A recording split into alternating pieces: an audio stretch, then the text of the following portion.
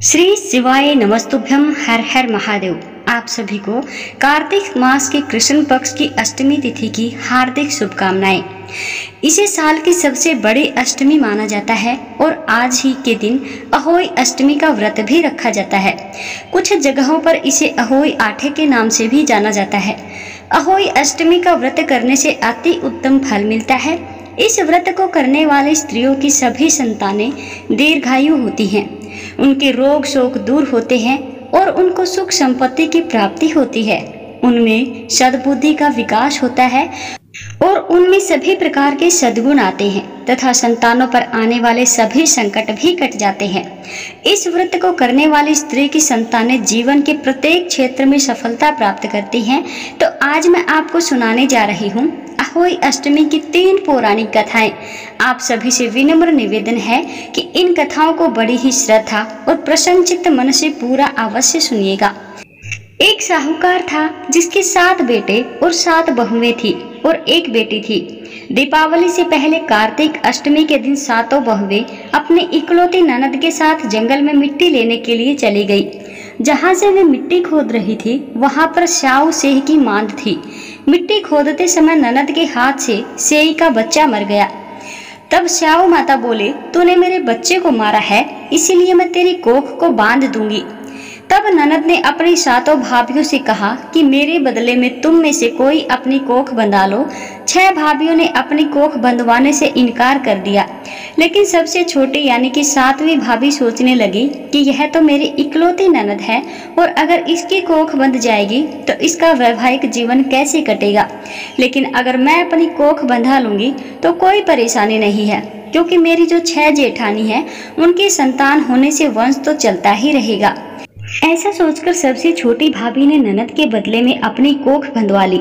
अब तो उस छोटी बहू के जो भी बच्चा होता वह पैदा होने से 7वें दिन ही मर जाता। इससे दुखी होकर उसने एक ब्राह्मण को बुलाया और उसने पूछा कि क्या इस समस्या का कोई समाधान है। तब ब्राह्मण ने बताया कि काली गाय स्याऊ माता की सहेली है, इसीलिए तुम काली गाय की सेवा किया करो। तुम्हारी सेवा से प्रसन्न होकर जब काली गाय तुम्हें वरदान मांगने को कहे तो तुम कहना कि हे गाय माता, तुम अपनी सहेली से कहकर मेरी कोख खुलवा दो। फिर जब तुम्हारी कोख खुल जाएगी तो तुम्हारा बच्चा जीवित रहेगा। बहू ने वैसा ही करने का निश्चय किया। इसके बाद से वह छोटी बहू प्रातःकाल ही उठकर चुपचाप काली गाय के नीचे सफाई आदि कर जाती और चारा पानी भी रख जाती। जब कई दिनों तक ऐसा ही चलता रहा तो एक दिन गाय ने सोचा कि आजकल कौन मेरी सेवा कर रहा है, सो मैं देखूंगी जरूर। ऐसा सोचकर अगले दिन गाय खूब सुबह सुबह उठ गई और देखती है कि वह छोटी बहू उसकी सेवा कर रही है। गाय माता ने प्रसन्न होकर कहा कि हे बेटी, तुझे किस चीज की इच्छा है। तब छोटी बहू ने कहा, हे गौ माता, स्याऊ माता तुम्हारी सहेली है और उसने मेरी कोख बांध रखी है, तुम उनसे कहकर मेरी कोख खुलवा दो। गाय माता ने कहा, ठीक है बेटी, ऐसा ही होगा। अब तो गाय माता उस छोटी बहू को साथ में लेकर अपनी सहेली से मिलने के लिए चली। लेकिन स्याऊ माता 7 समुंदर के पार रहती थी। रास्ते में कड़ी धूप पड़ रही थी, सो वे दोनों एक पेड़ के नीचे बैठ गई। उस पेड़ पर गरुड़ पक्षी का बच्चा बैठा था। थोड़ी देर में एक सांप आया और उस बच्चे को डसने लगा। तब उस छोटी बहू ने सांप को मारकर मिट्टी के नीचे दबा दिया और उस बच्चे को बचा लिया। थोड़ी देर में उस बच्चे की माता गरुड़िन आई और वहां पर खून पड़ा हुआ देखकर उस छोटी बहू को चोंच मारने लगी। तब बहू ने कहा, मैंने तेरे बच्चे को नहीं मारा, बल्कि एक सांप ने तेरे बच्चे को डसने के लिए यहाँ आया था। मैंने तो उस सांप को मारकर तेरे बच्चे की रक्षा की है। तब उस गरुड़नी ने कहा कि मैं तुमसे बहुत प्रसन्न हूँ, बोलो तुम क्या मांगती हो। बहू बोली कि 7 समुंदर पार स्याऊ माता रहती है, तुम हमें उसके पास पहुँचा दो। तब गरुड़नी ने उन दोनों को अपनी पीठ पर बैठा लिया और तेज गति से उड़कर उन्हें स्याऊ माता के पास पहुँचा दिया। स्याऊ माता उन्हें देखकर बोली, आओ बहन, बहुत दिनों बाद आई हो। फिर कहने लगी कि मेरे सिर में जुएं पड़ गए हैं, उन्हें निकाल दो। तब उस बहू ने सलाई से सारी जुएं निकाल दी। इस पर स्याऊ माता प्रसन्न होकर बोली कि तूने मेरे सिर में बहुत सलाई डाली है, इसीलिए तेरे 7 बेटे और बहू होंगे। तब उस छोटी बहू ने कहा कि मेरे तो एक भी बेटा नहीं है, तो फिर 7 बेटे कहाँ से होंगे? इस पर स्याऊ माता बोली कि वचन दिया है, यदि वचन से फिरूं तो धोबी के कुंड पर कंक्रीट हूँ। तब बहू ने कहा, मेरी कोख तो तुम्हारे पास में बंद पड़ी है। यह सुन स्याऊ माता बोली कि तूने मुझे ठग लिया। वैसे तो मैं तेरी कोख नहीं खोलती, लेकिन अब खोलनी पड़ेगी। जा, तुझे अपने घर पर 7 बेटे और 7 बहुएं मिलेगी। तेरा घर परिवार सदा सुखी रहेगा। तू घर जाकर उजमन करियो, 7 अहोई बनाकर 7 कढ़ाई करियो। इससे तेरी संतान सदा सुखी रहेगी और तरक्की करेगी। फिर छोटी बहू स्याऊ माता को प्रणाम करके गाय माता के साथ में वापस आ गई। अपने घर पहुंचकर उसने देखा कि उसके 7 बेटे और 7 बहुएं बैठी हुई हैं। यह देखकर वह बहुत ही प्रसन्न हुई और 7 अहोई बनाई। फिर 7 प्रकार की कढ़ाई करके उजमन किया। रात के समय जेठानियां कहने लगी कि जल्दी से पूजा कर लो। यदि छोटी बहू ने हमें पूजा करते हुए देख लिया तो वह अपने बच्चों को याद करके रोने लगेगी। फिर थोड़ी देर बाद उन्होंने अपने बच्चों से कहा कि अपनी चाची के घर पर देखकर आओ कि आज वह अभी तक सोई क्यों नहीं है। बच्चों ने जाकर देखा और लौटकर बताया कि चाची के घर में तो खूब उजमन हो रहा है। यह सुनकर सभी जेठानियां दौड़ी दौड़ी उसके घर गई और पूछने लगी कि तूने अपनी कोख कैसे छुड़ाई और तेरे घर इतने बेटे और बहू कैसे हुए। तब छोटी बहू ने बताया, उस समय तुमने तो अपनी कोख बंधवाई नहीं थी, सो मैंने अपनी कोख बंधवा ली थी। तब मैंने गाय माता की सेवा की और उनके कहने से स्याऊ माता ने मेरी कोख खोल दी। उनके आशीर्वाद से ही मेरे इतने बेटे बहू हुए हैं। हे स्याऊ माता, आपने बहू को जैसा फल दिया वैसा ही सबको देना। आपने जिस प्रकार से बहू की कोख खोली उसी प्रकार से हमारी भी खोलना। इस कथा को कहने वालों, सुनने वालों की कोख खोलना, सारे परिवार की कोख खोलना, हम सब की संतानों को सद्बुद्धि देना, हमारी संतान को सभी प्रकार की विद्या और धन प्रदान करना, हमारी संतान को सुख समृद्धि प्रदान करना। बोलिए स्याऊ माता की जय। आइए अब श्रवण करते हैं अहोई अष्टमी की दूसरी कथा, जिसके सुनने मात्र से संतान को लंबी आयु प्राप्त होती है। बहुत समय पहले नगर में चंद्रभान नामक एक साहूकार रहता था। उसकी पत्नी चंद्रिका बहुत सुंदर, सर्वगुण संपन्न, सती, साध्वी, चरित्रवान तथा बुद्धिवान थी। उसके कई पुत्र पुत्रियां हुए, परंतु वे सभी बाल्यावस्था में ही परलोक सिधार चुके थे। दोनों पति पत्नी संतान जीवित न रहने से व्यथित रहते थे। वे दोनों प्रतिदिन मन में सोचते कि हमारे मर जाने के बाद इस धन संपदा को कौन संभालेगा। एक बार उन दोनों ने निश्चय किया कि वनवास लेकर शेष जीवन प्रभु भक्ति में व्यतीत करेंगे। इस प्रकार वे दोनों अपना घर त्याग करके वन की ओर चल दिए। रास्ते में जब थक जाते तो रुक करके थोड़ा विश्राम कर लेते और फिर चल पड़ते। इस प्रकार धीरे धीरे वे बद्री का आश्रम के निकट शीतल कुंड में जा पहुंचे। वहां पहुंचकर दोनों ने निराहार रहकर प्राण त्यागने का निश्चय कर लिया। इस प्रकार निराहार व निर्जल रहते हुए उन्हें 7 दिन हो गए तो आकाशवाणी हुई कि तुम दोनों प्राणी अपने प्राण मत त्यागो। यह सब दुख तुम्हारे पूर्व पापों के कारण भोगना तुम्हें पड़ रहा है।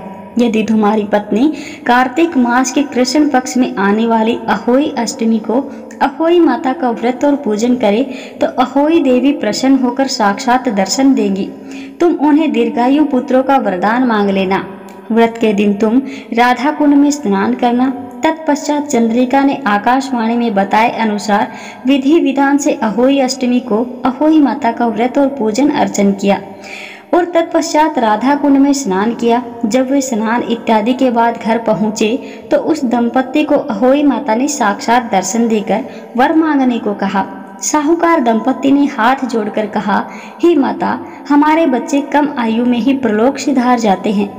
आप हमें बच्चों की दीर्घायु का वरदान देने की कृपा करें। तथास्तु कहकर अहोई माता अंतर्ध्यान हो गई। कुछ समय के बाद साहूकार दंपत्ति को दीर्घायु पुत्रों की प्राप्ति हुई और वे सुख पूर्वक अपना गृहस्थ जीवन व्यतीत करने लगे।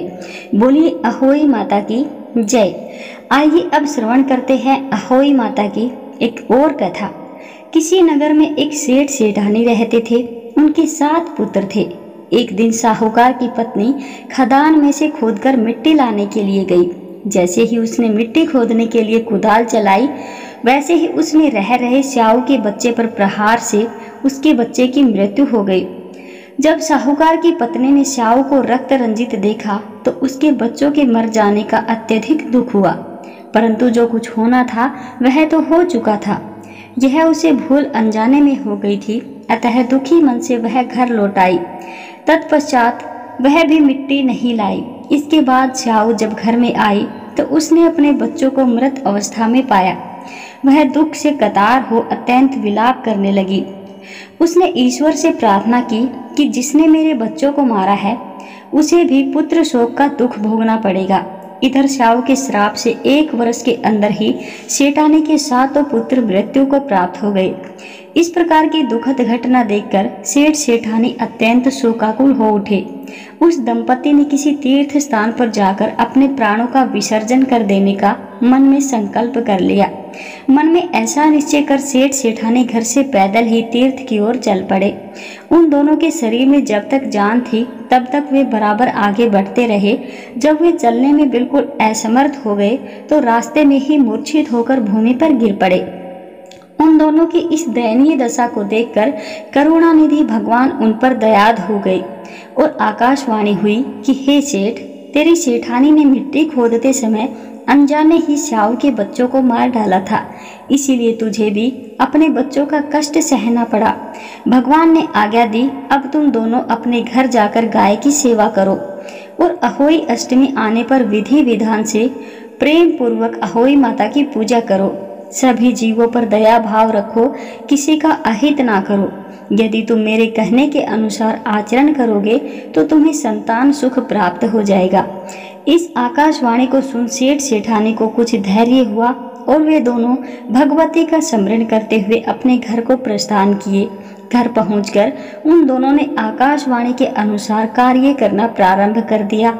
इसके साथ ईर्ष्या द्वेष की भावना से रहित होकर सभी प्राणियों पर करुणा का भाव रखना प्रारंभ कर दिया। भगवत कृपा से सेठ सेठानी पुनः पुत्रवान होकर सभी सुखों का भोग करने लगे और अंतकाल में स्वर्गगामी हुए। बोलिए अहोई माता की जय। आइए अब अहोई माता अष्टमी की पूजन विधि जान लेते हैं। इस दिन स्त्री पूरे दिन भर व्रत रखती है, फिर सायंकाल को घर के आंगन की दीवार पर या अपने घर के पूजा घर के निकट ही दीवार पर अष्टकोष्ठक की अहोई की पुतली बनाए या अहोई माता का चित्र भी रख सकती है और उसमें इच्छा अनुसार रंग भरे। फिर उसके पास में सेई तथा सेई के बच्चों का चित्र बनाए। फिर सूर्यास्त के बाद में आसमान में तारे दिखने पर वहां की धरती को साफ पानी से धो ले।